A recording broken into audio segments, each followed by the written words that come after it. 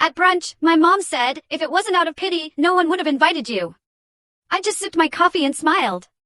That night, I logged in, shut down every family credit account, and emailed my lawyer about selling the cabin. A few days later, my brother kept calling nonstop. I never answered. The words hit me like a physical blow, a venomous whisper disguised as casual conversation, right there in the middle of a fancy brunch. You know, Charmaine, my mother leaned in, a smirk playing on her lips. You are lucky we even include you. Pity goes a long way. In that searing moment, my entire life flashed before my eyes, every slight, every dismissal, every wound my family had inflicted, finally demanding an answer. And that night, I gave it to them. I logged in, disabled every single family credit account, and emailed my lawyer about selling the cabin. For outsiders, growing up in Fairfield, Connecticut, looked like a dream of privilege. Our sprawling colonial, with its manicured lawn and heated pool, was a picture of success. But inside, that house was a fortress built on emotional coldness, a place where I, Charmaine, felt like a prisoner. My childhood bedroom, painted pale blue at my mother Elaine's insistence, despite my begging for green, became my only sanctuary. I was the good student, the valedictorian, the debate captain. Yet, my achievements were always just ignored. Meanwhile, my brother, Nathan, with his mediocre baseball and average grades, was showered with praise. At my high school graduation, where I stood delivering the valedictorian speech, my dad, Richard, was checking his BlackBerry. Later, my mother would complain about my department store dress. We expect excellence from you, Charmaine, my father would dismissively say when I showed him a perfect report card. Nathan needs more encouragement. He's not naturally gifted like you. It was this backhanded compliment, this twisted justification, that fueled their emotional neglect. Our family's wealth came from Richard Wilson Enterprises, my father's commercial real estate company. By the time I was 10, he owned shopping centers across 3 states. My mother, a former beauty queen, dedicated herself to social climbing, charity boards, not for compassion, but for connections. I was often paraded out at her dinner parties like an exotic pet, then quickly sent upstairs. The family cabin in Vermont, nestled on Lake Champlain, was supposed to be this idyllic symbol of togetherness. But weekends there meant my father working remotely, my mother glued to her phone, and Nathan playing video games while I read alone on the dock. I'll never forget overhearing my mother one Thanksgiving, when I was 12, telling her sister, of course, Charmaine is smart, but she lacks social graces. Nathan has that natural charm. After that, I never entered a room without announcing myself first.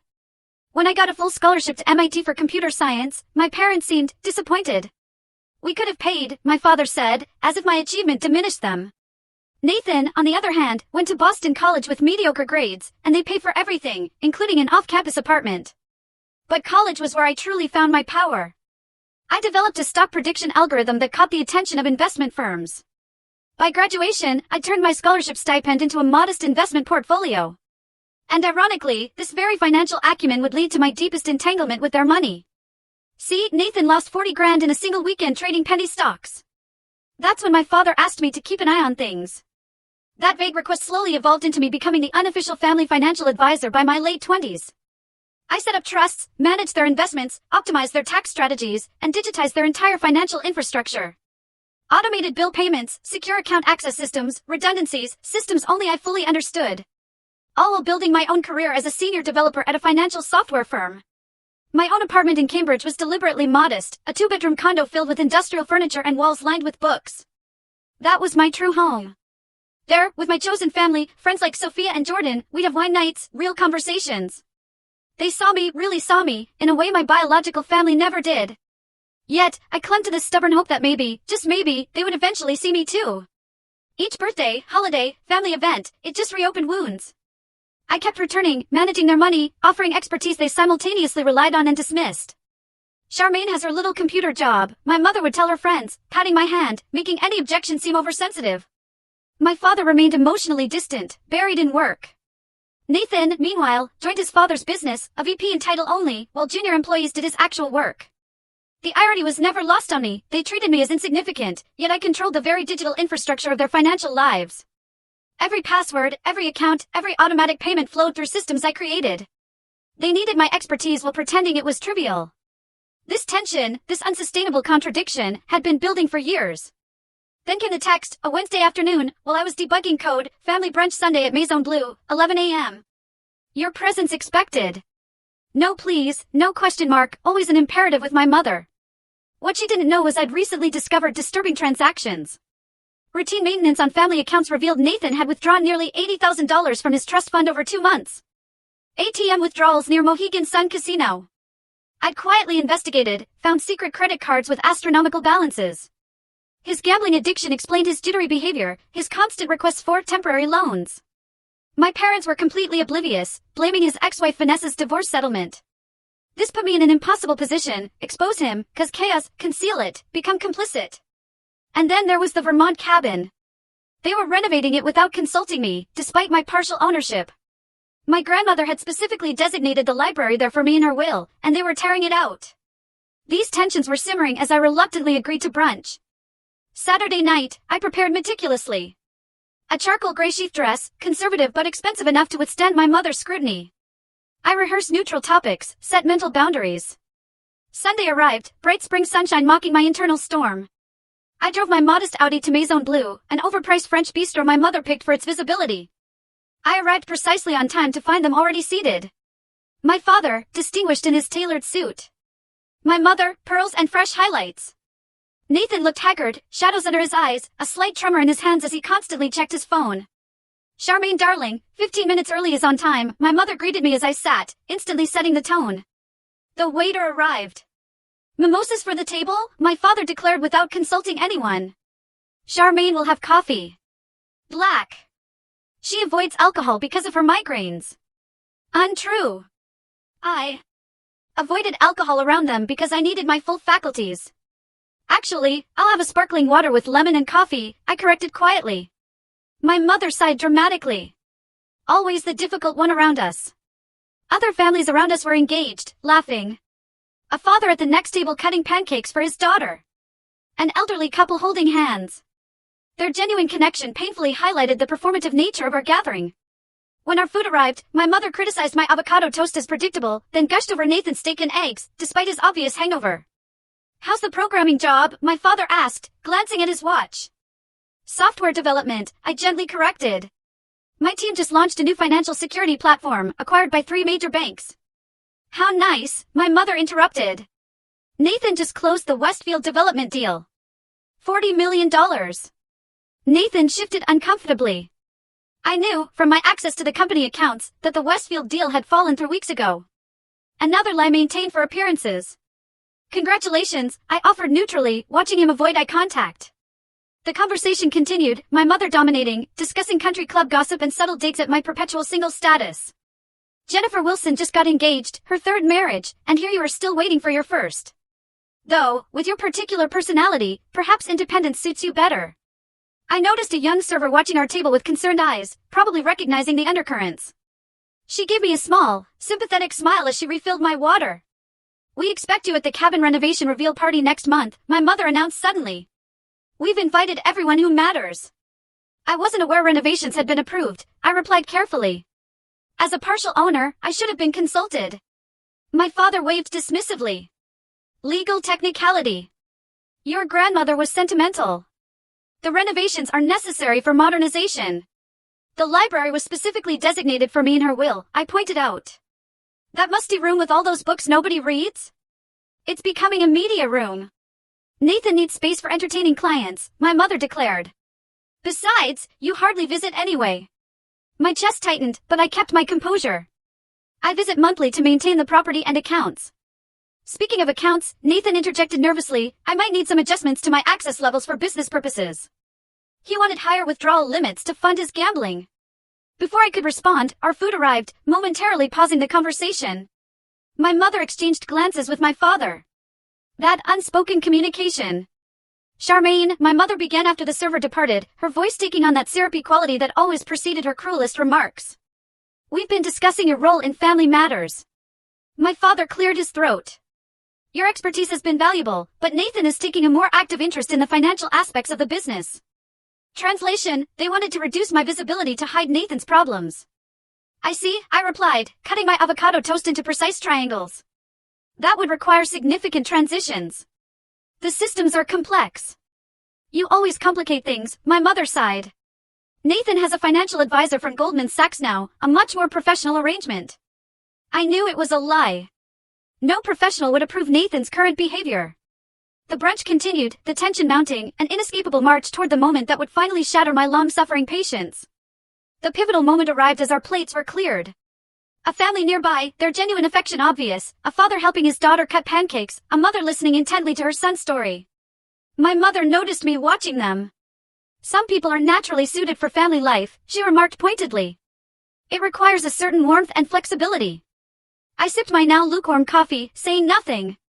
We're meeting with the interior designer for the cabin renovations on Tuesday, my father announced, checking emails on his phone. The contractor estimates completion by July. I would prefer if my designated space remained intact, I said quietly but firmly. Grandmother Elise specifically wanted me to have that library. Nathan snorted. You and those books. We need space people will actually use. I use it, I countered. I work remotely from there when maintaining the family accounts. About those accounts, my mother interjected, cutting me off. We feel it would be best if you transferred everything to Nathan's new financial team. It's inappropriate for you to have such access to family matters when you are so removed from our daily lives. The insinuation was unmistakable. After years of managing their financial affairs without compensation or appreciation, I was being pushed aside. Why? Because I might discover Nathan's gambling problem or object to their renovation plans. Is my involvement in family finances causing problems? I asked directly. My father finally looked up from his phone. We simply think clearer boundaries would benefit everyone. Your technical skills were useful during the digital transition. But professional management makes more sense now. Professional management, through Nathan's connection? I repeated. My brother shifted uncomfortably. My guy is top tier. Harvard Business School. A blatant lie. I maintained my composure, though my mind was racing. They wanted to remove my access because I knew too much, not because they had better options. Well, I said carefully, transferring the systems would require significant documentation. The security protocols are intricate. You always make everything so complicated, my mother sighed dramatically. This is exactly why family gatherings are so tense. Your constant need to assert control.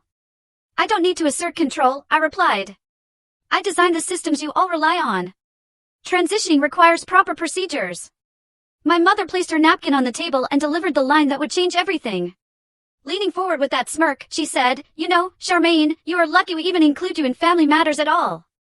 Pity goes a long way. Most people would have given up trying to integrate someone so difficult. The restaurant seemed to fall silent around us. My father continued scrolling on his phone, tacitly approving. Nathan gave an uncomfortable laugh. In that moment, a lifetime of memories flooded me, my 8th birthday, when they forgot to invite my friends, high school graduation, my achievements minimized, college move-in day, dropped off early for Nathan's baseball game. Year after year of being told, subtly and overtly, that I was an obligation, not a beloved family member. But this time, something was different. Outwardly, I remained calm. I slowly placed my coffee cup on its saucer, feeling the cool ceramic. I straightened my napkin. When I finally looked up, I smiled. Thank you for your honesty, Mother, I said, my voice steady despite the earthquake inside me. She looked momentarily disoriented. She'd expected tears, or anger, or defensive arguments. My composed acknowledgement left her speechless. Well, she finally managed, I am simply being truthful. Family harmony requires accepting one's place. Indeed, it does, I agreed, holding her gaze until she looked away first. The rest of brunch was tense small talk. My father discussed stock market trends, oblivious to the irony that his knowledge came from reports I prepared.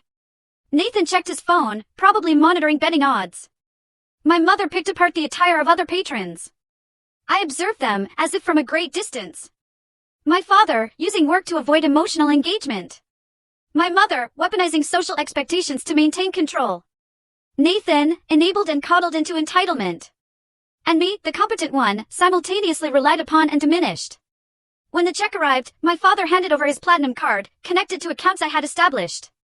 The irony was a bitter taste. We expect you Tuesday for the design meeting, my mother stated as we prepared to leave, a command, not a request. I'll check my schedule, I replied, non-committal. Your work can surely spare you for family priorities, she pressed. I smiled again, the decision solidifying. Family priorities? Yes, those are important to consider. We exited the restaurant, maintaining the appearance of a unified family. My father immediately took a business call. My mother air-kissed my cheek without making contact. Nathan asked if he could borrow $5,000 until Friday, confirming my suspicions about his debts.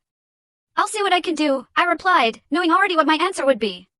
As I walked to my car alone, the spring sunshine felt different.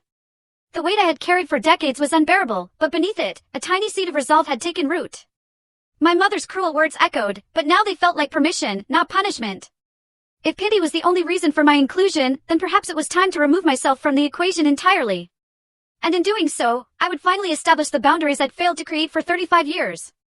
The 20-minute drive home passed in a blur. Once inside my apartment, I methodically hung up my coat, placed my keys in their bowl, and walked to my home office.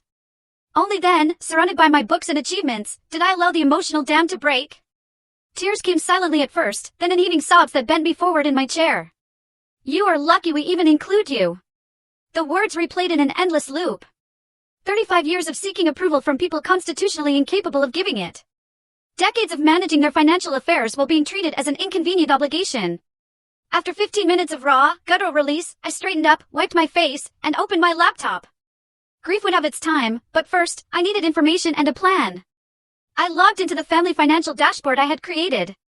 The interface displayed their entire empire, accounts, properties, investments, credit lines, all accessible through authentication protocols I had designed. My father had insisted on convenience over complexity, resulting in a system where one administrator could control everything through master access. That administrator was me. I began systematically documenting everything: account numbers, credentials, transaction histories, property deeds, investment portfolios, credit lines, insurance policies, trust fund structures, tax filings. I created secure offline backups, knowing evidence might be necessary. The picture that emerged confirmed what I already knew but had ignored. Nathan had withdrawn over $200,000 in the past year, mostly cash near casinos. My parents had spent nearly $1 million on luxury expenses while complaining about charitable donations I had automated. The Vermont cabin renovations were contracted for $800,000 without proper permits or notification to me as a partial owner. The library my grandmother had legally designated for me was scheduled for demolition next week. I opened a secure document and began outlining my options. As I cataloged the financial systems I controlled, the legal rights I possessed, and the leverage available, a plan formed with crystalline clarity. For once, the very qualities my family dismissed as difficult would serve me well: my attention to detail, my technical knowledge, my methodical approach to problem solving. First, I needed legal counsel. I called Jordan, my closest friend, a corporate attorney. "I need a referral for someone specializing in family financial disputes and property rights," I explained, briefly summarizing the situation. "Vanessa Hargrove," Jordan replied without hesitation. "She handled my sister's complex divorce. Brilliant, ethical, absolutely fearless." Next, I made a comprehensive list of all family accounts needing immediate attention. For primary credit cards, 3 credit cards used by Nathan, 2 joint checking accounts, the main family investment portfolio, property management accounts for 5 properties, including the cabin, automatic bill payment systems, tax preparation access, trust fund interfaces. For each, I noted my legal relationship, access level, and potential actions. As the designated administrator, I had the right to suspend access pending security reviews, a provision my father had approved years ago without reading the fine print.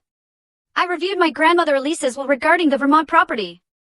It clearly stated, "The library at the Lake Champlain property is bequeathed specifically to my granddaughter Charmaine Wilson for her lifetime use, to remain intact as a place of learning and reflection." The planned renovation directly violated this legally binding provision. By 9 p.m., my emotions had stabilized, and my plan had solidified.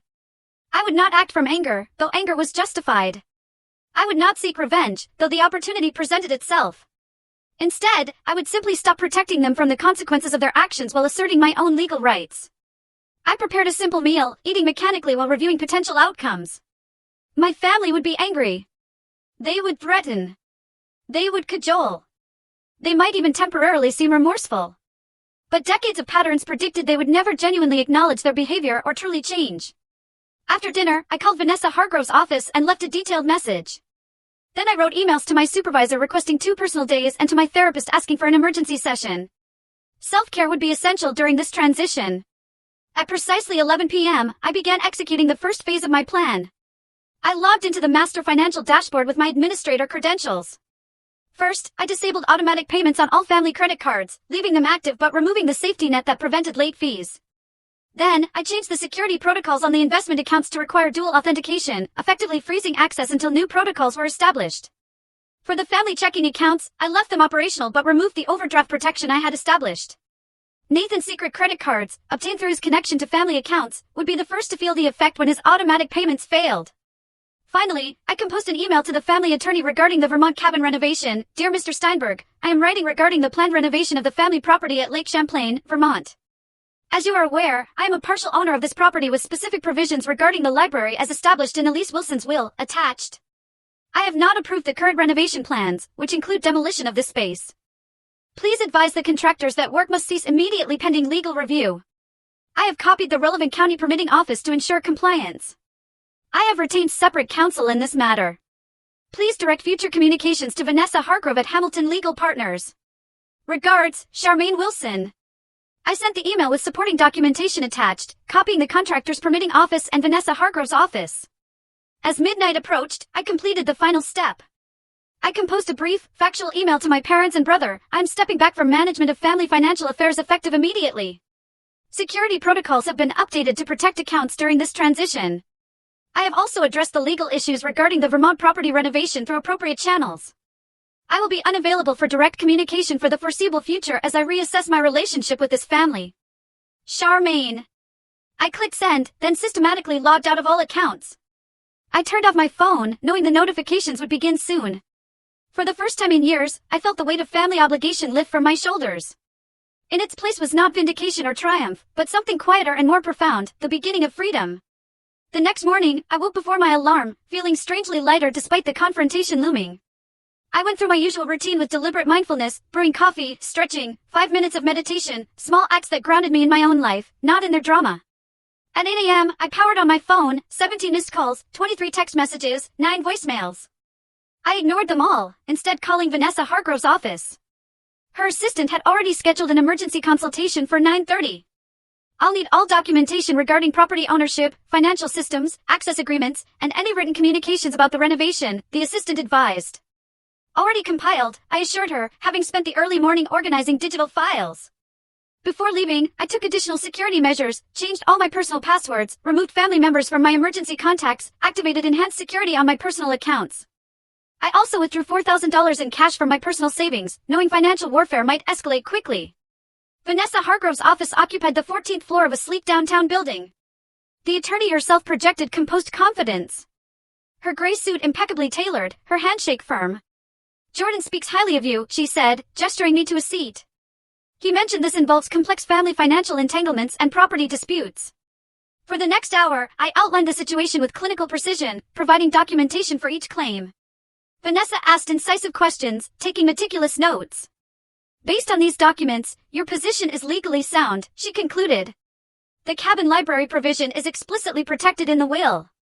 Your administrator access to financial systems was formally granted by your father. The question now is what outcome you desire.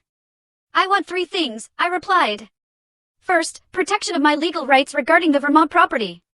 Second, complete separation from family financial management without becoming their scapegoat. Third, immunity from any potential accusations of financial impropriety, as I expect them to blame me for Nathan's gambling losses once they become apparent. Vanessa nodded. Reasonable objectives. I recommend immediate legal notices regarding the property renovation, formal documentation of your resignation as financial administrator with a comprehensive accounting of the current state of affairs, and preemptive documentation regarding Nathan's unauthorized withdrawals to protect you from false accusations. How quickly can we proceed? I asked. I'll have preliminary documents ready this afternoon. The property injunction takes priority since construction is imminent. After leaving Vanessa's office, I went to my bank and opened a new account at a different institution than my family used. I transferred the majority of my personal funds, leaving only minimal balances in accounts that could potentially be linked to family finances. By noon, my phone had 30 additional missed calls. I listened to one voicemail from my father. What the hell do you think you're doing? Fix this immediately. Your behavior is unacceptable. His voice held the familiar tone of someone who expected immediate compliance. For the first time, I felt immune to its effect. At 1 p.m., I met with my therapist, Dr. Caroline Reed, who had accommodated my emergency request. This represents a significant boundary establishment, she observed. How are you managing the emotional aftermath? Vacillating between relief and guilt, I admitted. Intellectually, I know this is necessary self-protection. Emotionally, decades of conditioning are hard to overcome. The guilt is a programmed response, Dr. Reed reminded me. Your family installed those buttons precisely to prevent this kind of self-advocacy. I spent the afternoon working with Vanessa's team, signing affidavits and reviewing legal notices. By 5 p.m., the following actions had been taken. 1. An emergency injunction filed against the Vermont cabin renovations based on will provisions. 2. Formal resignation as family financial administrator with complete documentation of account statuses. 3. Certified letters prepared for all financial institutions documenting the change in authority. 4. Evidence of Nathan's gambling withdrawals placed in secure legal hold. 5. A security company contracted to change locks on my apartment and install enhanced surveillance. What should I expect next? I asked Vanessa. Escalation, then negotiation, she replied. They will first attempt to intimidate you into reversing course. When that fails, they will offer concessions to regain control. Throughout, they will likely attempt to access accounts and bypass the security measures you implemented. Her prediction proved accurate. By evening, my brother had progressed from angry texts to thinly veiled threats. You have no idea what you are doing to this family. Dad is considering legal action. Fix this now before you cannot undo the damage. I didn't respond, focusing instead on my own security. I contacted my workplace security team, advising them not to allow family members access. I informed my apartment building management about potential unwanted visitors. I even called local police on their non-emergency line to document the situation. That night, I performed a small ritual of reclamation. I deleted the family calendar from my phone, removing birthdays and anniversaries that had dictated my schedule for years. I unsubscribed from my mother's country club newsletter. I removed family photos from my living room, replacing them with art I'd always wanted to display but had hidden to avoid their criticism. Each small act reinforced my resolve. This was not merely financial disentanglement, but emotional emancipation. The systems of obligation and diminishment that had defined my family relationships were being methodically dismantled, just as I had once built their financial infrastructure. The next morning brought the first serious consequence. Nathan called from a new number I hadn't blocked.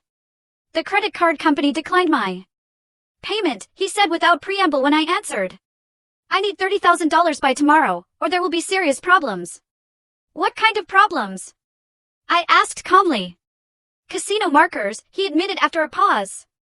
Look, I know you're upset about what Mom said. But this is serious.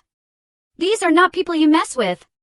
Your gambling debts are not my responsibility, I replied.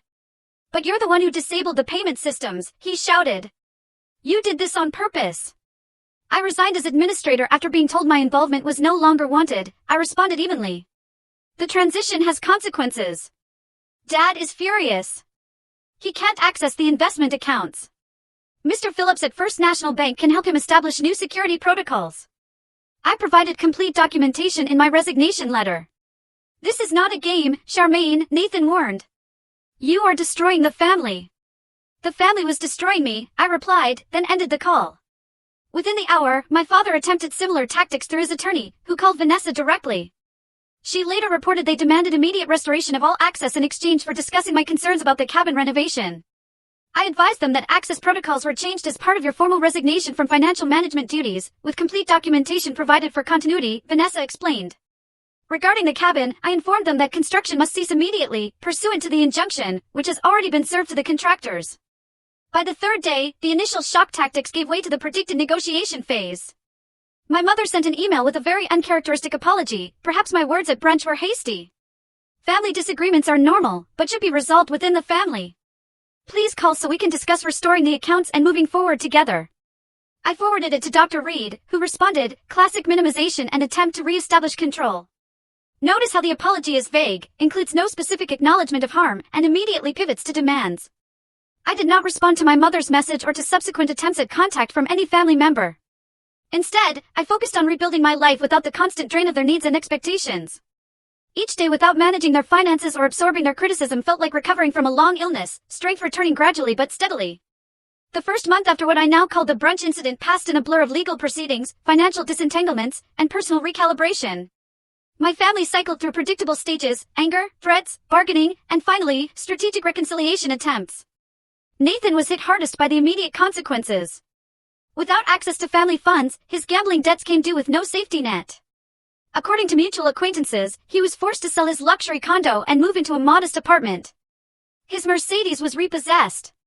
The casino markers required intervention from my father, who reportedly paid over $100,000 to prevent more serious consequences. My parents faced their own adjustments. The credit card suspensions resulted in embarrassing declined transactions at social events. My father had to personally contact financial institutions to establish new access protocols, a task he had always delegated. My mother found herself without automated payments for her country club membership, resulting in a late fee and temporary suspension of privileges.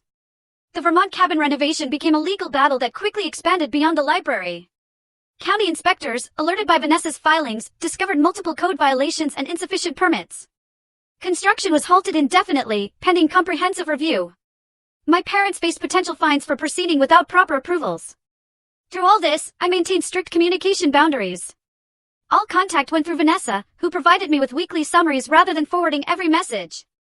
I changed my personal email and phone number, sharing the new contact information only with trusted friends and colleagues. My professional life flourished in the absence of family demands. Freed from constant interruptions for tech support and financial management, I completed a major project ahead of schedule, earning recognition from senior management. I accepted a speaking opportunity at a financial technology conference, something I had previously declined due to family obligations. Sophia and Jordan formed a protective circle around me, vetting invitations and providing sanctuary. Other friends I had neglected reconnected, surprised and pleased by my newfound availability. "You seem different, Charmaine," Alexis commented during a dinner 6 weeks after the brunch. "More present somehow." "I am learning to exist without constant vigilance," I explained. Without anticipating criticism or demands. Around the 2-month mark, my brother escalated his attempts. He appeared at my workplace, but security had been briefed and denied him entry. He left handwritten notes at my old apartment, which the property manager forwarded. The messages grew increasingly desperate as his financial situation deteriorated. "Please help me. I know I have a problem. I need your expertise to fix this mess," one note read. For the first time, he acknowledged his gambling addiction, though primarily as leverage.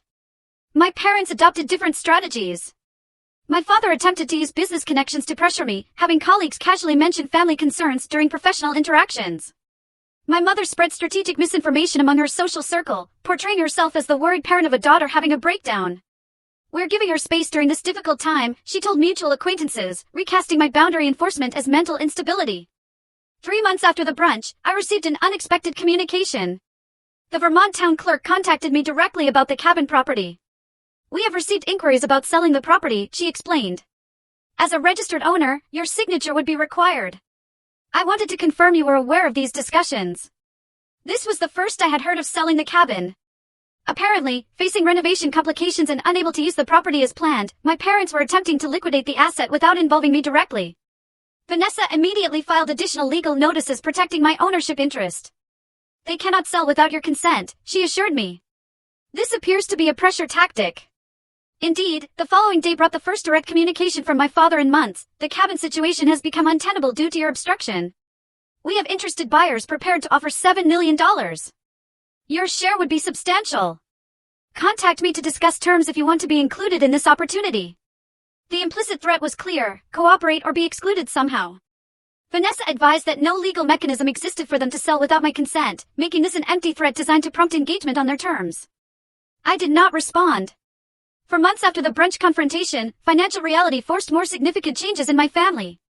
Nathan, now attending Gamblers Anonymous, according to mutual friends, took a legitimate job at an insurance company, far below his previous executive position. My father, facing investment losses without my management, downsized his company operations and sold one of their vacation properties in Florida. My mother resigned from 2 charity boards, citing family priorities, but actually unable to maintain the expected donation levels. Throughout this period, I continued my own healing journey. Weekly therapy sessions helped me recognize and counter ingrained beliefs about my worth and role. I established a regular meditation practice. I took a pottery class I'd always wanted to but dismissed as impractical. I dated casually for the first time in years, no longer worried about family interrogations about potential partners. 5 months into this new reality, my mother attempted a different approach. She appeared unannounced at a charity event I attended, calculating correctly that I wouldn't create a scene in public. "You look well," she said, intercepting me near the restrooms. She had lost weight, and her designer outfit seemed last season rather than her usual cutting-edge style. "Thank you," I replied neutrally. "I need to return to my table." "This separation has gone on long enough," she continued, as if I hadn't spoken. "Your father and I are prepared to forget recent unpleasantness. Nathan is doing better.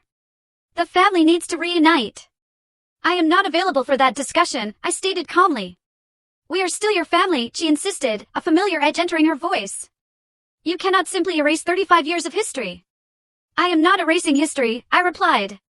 "I am honoring it by finally responding appropriately to it." I walked away before she could respond, rejoining my friends. Later, I learned she had left the event immediately after our encounter. The 6th month brought an unexpected development. Nathan contacted Vanessa directly, requesting a mediated meeting without our parents involved. After consultation with Dr. Reed, I cautiously agreed to a short meeting at Vanessa's office, with specific parameters established in advance. Nathan arrived looking substantially different. His designer clothes replaced by department store business casual. The expensive watch gone. Most notably, the entitled confidence had vanished. "Thank you for seeing me," he began, once we were seated. "I know you have no reason to trust anything I say. Why did you request this meeting?" I asked directly. He placed a 6-month sobriety chip on the table. Gamblers Anonymous. Not my first attempt, but the first one that's sticking. Hitting bottom was necessary. "Congratulations," I said sincerely. "When you stopped enabling the family, everything collapsed quickly. Dad had to face that his company was over-leveraged. Mom had to confront that her social standing was built on financial quicksand. And I had to admit I was an addict, not just having bad luck." "Why tell me this?" "Because you were right," he said simply. "About everything. And none of us would have changed without what you did. I'm not asking for money or help or even forgiveness. I just thought you deserved to know that your actions forced growth, at least for me." We spoke for 30 minutes. He detailed his recovery program, his new modest job, his studio apartment where he lived within his actual means for the first time. He didn't ask about my life or attempt to extract promises for future contact. As the meeting concluded, he said something that pierced the careful emotional walls I had constructed. "I always knew you were the strongest one of us. I just never understood that your kind of strength was the one that mattered." I didn't commit to future contact but agreed to consider it if his recovery remained consistent. It was the first family interaction in 6 months that did not leave me feeling diminished or drained. Our parents, however, maintained their position. When they learned of my meeting with Nathan, they attempted to leverage it as an opening for their own demands. My father sent a formal letter outlining a family reunification plan that primarily involved me resuming management of accounts and withdrawing legal objections to their property decisions. My mother left a voicemail presenting a distorted version of events. "Now that tempers have cooled, we can put this unfortunate misunderstanding behind us." I saved these communications as documentation, but did not respond. Their inability to acknowledge the true dynamics at play confirmed that my boundaries remained necessary. 6 months after that fateful brunch, I stood at an inflection point between past and future. The legal matters were largely resolved, with formal agreements regarding the cabin property and complete separation of financial affairs. My professional life was thriving. My social connections were deepening. My sense of self was strengthening daily. The path forward remained uncertain, but for the first time, that uncertainty felt like freedom rather than anxiety. I had learned that family connections, when toxic, were not obligations to be endured, but patterns to be broken. The words that had once wounded me so deeply, "You are lucky we even include you," now seemed like the key that had unlocked my prison door. 6 months evolved into a year. Seasons changed. Holidays passed. Life continued its forward momentum. I celebrated my 36th birthday with friends at a beachside restaurant, without the traditional awkward family dinner where my preferences were always overlooked. Instead, Sophia arranged my favorite seafood menu. Jordan brought a cake in my actual favorite flavor. And a dozen other genuine connections celebrated not who they expected me to be, but who I actually was. My therapy sessions with Dr. Reed transitioned from crisis management to deeper healing work. We explored the foundations of my self-worth, the lingering effects of family conditioning, and the careful construction of a life guided by personal values rather than external validation. Healing is not linear, Dr. Reed reminded me during a particularly difficult session. There will be days when old patterns feel overwhelming. When the guilt resurfaces, when the longing for family approval returns. Those moments do not represent failure. The professional growth that began with freed attention and energy continued to flourish. I received a significant promotion to Director of Financial Security Systems, leading a team developing next-generation protection protocols. The irony that my family had dismissed these very skills while depending on them was not lost on me. Around the 14-month mark, I encountered my father unexpectedly. A financial technology conference in Boston brought industry leaders together, including his company. We came face to face in the exhibition hall, both momentarily frozen. He had aged visibly. The confident Baron remained, but new lines mapped his face, and his formerly perfect silver hair showed signs of neglect. We regarded each other silently until social convention forced acknowledgement. "Charmaine," he said with a nod. "Richard," I replied, using his first name deliberately rather than Dad. "You are presenting tomorrow," he noted, glancing at my speaker badge. "Yes." Panel on Financial Security Infrastructure. An awkward silence stretched between us. Decades of unspoken truths creating an unbridgeable chasm in the crowded hall. Your brother is doing better, he finally offered. 1 year sober next month. I know, I replied. We speak occasionally. This clearly surprised him. Nathan had kept our cautious reconciliation private, maintaining his own boundaries with our parents as part of his recovery. Your mother would like to hear from you, he said, his tone carrying the familiar expectation of compliance. That would require acknowledgement of past patterns and commitment to different behavior, I replied evenly. He stiffened slightly. Families disagree, Charmaine. Holding grudges serves no purpose. This is not about grudges. This is about patterns of interaction that are harmful. We provided everything for you, he began, the defensive justification rising automatically. Material provisions without emotional connection or respect, I countered. But this is neither the time nor place for that discussion. Another industry colleague approached, greeting me warmly and creating a natural conclusion to our uncomfortable exchange. My father nodded curtly and moved away, his posture communicating the familiar dismissal I had experienced throughout childhood. Yet, something had fundamentally changed. His disapproval no longer triggered anxiety or inadequacy. I observed it with the clinical detachment of recognizing an ineffective pattern, rather than an authoritative judgment. The Vermont cabin situation resolved through legal channels.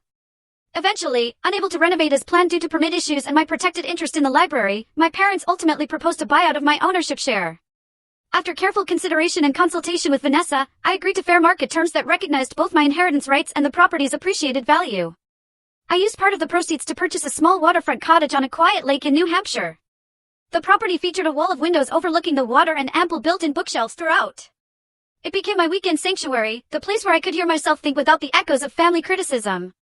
My relationship with Nathan evolved gradually through careful, boundary-read interactions.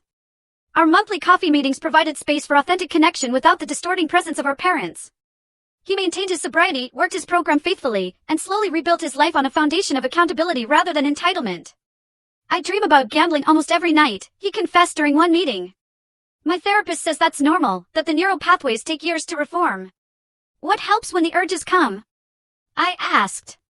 Remembering the consequences. Not just financial, but who I became when I was using. The lies, the manipulation. The person I don't want to be again. This level of self-awareness represented profound change. While our relationship would never be uncomplicated, it contained growing elements of mutual respect previously absent. My mother proved less capable of evolution. After my encounter with my father at the conference, she launched a campaign of indirect communication through mutual acquaintances, social media overtures, and carefully orchestrated public encounters. Each attempt carried the same underlying message: return to the established patterns without acknowledgement of their harm.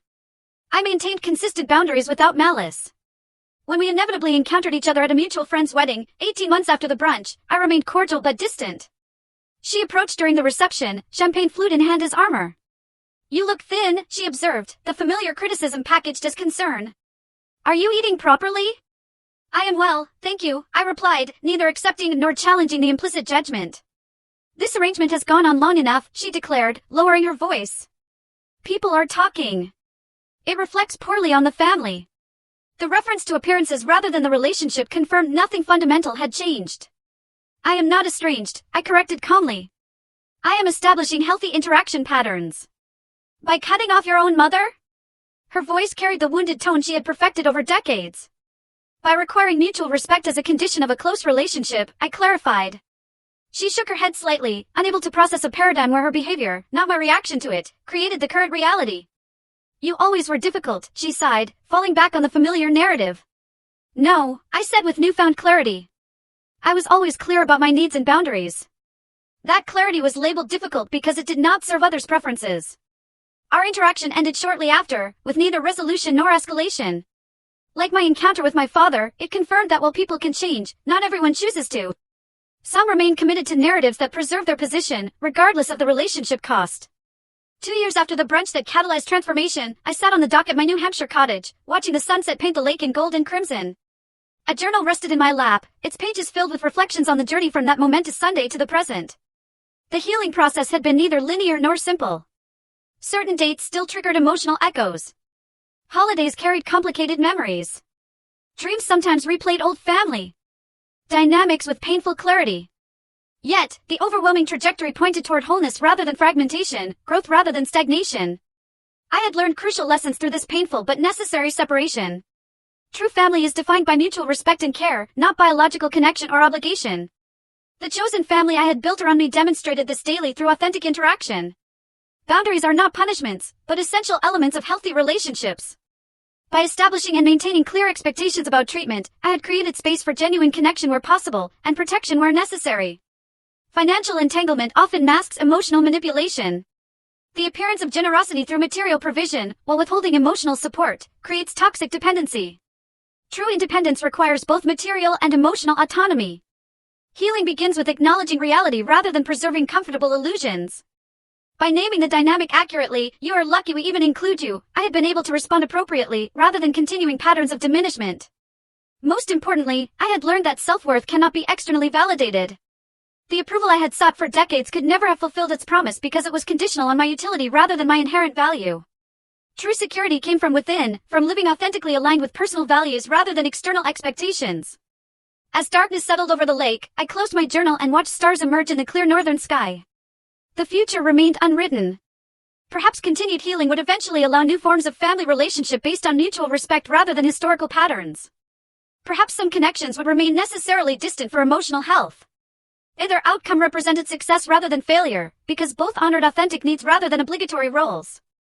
The journey from that brunch table to this peaceful evening had been arduous, but necessary. The words that once wounded me now seemed like the catalyst for liberation, the moment when denial could no longer sustain itself against obvious truth. In acknowledging that I was included out of pity, my mother had inadvertently released me from seeking inclusion on such harmful terms. Have you ever had to set boundaries with someone you loved, even when it was painful? Have you found your own voice after years of being diminished? Thank you for listening. Take care. Good luck.